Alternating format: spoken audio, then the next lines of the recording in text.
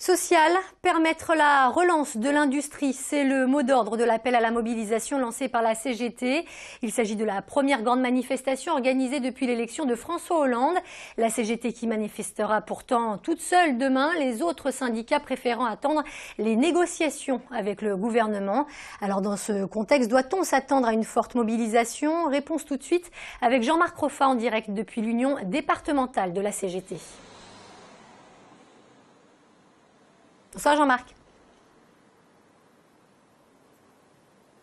Jean-Marc, c'est à vous.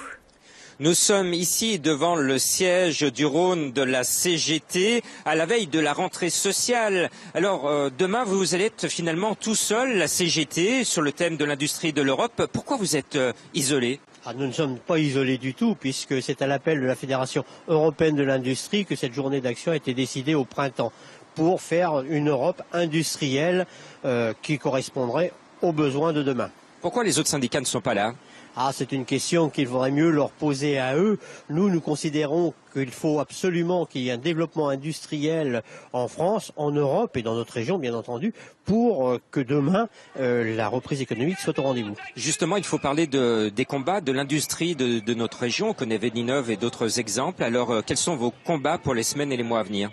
C'est un combat un peu général, puisqu'il s'agit de mettre plus de crédit sur la recherche-développement, innovation sur l'industrie. Il s'agit de répondre aux défis écologiques, aux défis aussi de la sécurité des travailleurs dans les secteurs de l'industrie. Donc tout ça, c'est très créateur d'emplois et ça devrait amener à un développement de l'industrie et non pas une récession telle qu'on peut la voir aujourd'hui dans certaines entreprises.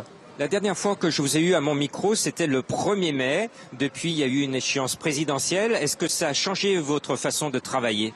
Pas spécialement. D'abord, suite à l'échéance présidentielle, on a soufflé, puisque un de nos objectifs était que Nicolas Sarkozy ne soit pas réélu président de la République, puisqu'on était face à un rouleau compresseur.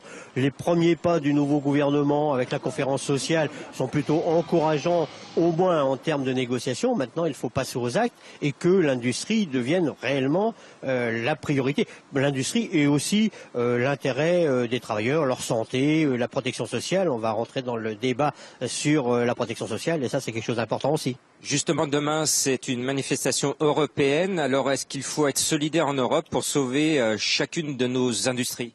On considère, et là c'est le syndicalisme européen qui le dit, qu'il s'agit d'avoir des normes sociales européennes qui fassent obstacle au dumping social. Donc il s'agit d'augmenter les salaires, d'augmenter la protection sociale, d'augmenter aussi les conditions de travail de tous les salariés en Europe.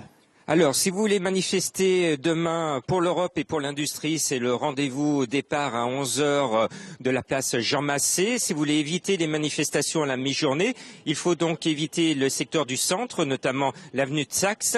Le cortège ira à la mi-journée du côté de la place Bellecour, mais va se terminer au Cordelier pour finir symboliquement devant la Chambre de commerce et d'industrie de Lyon.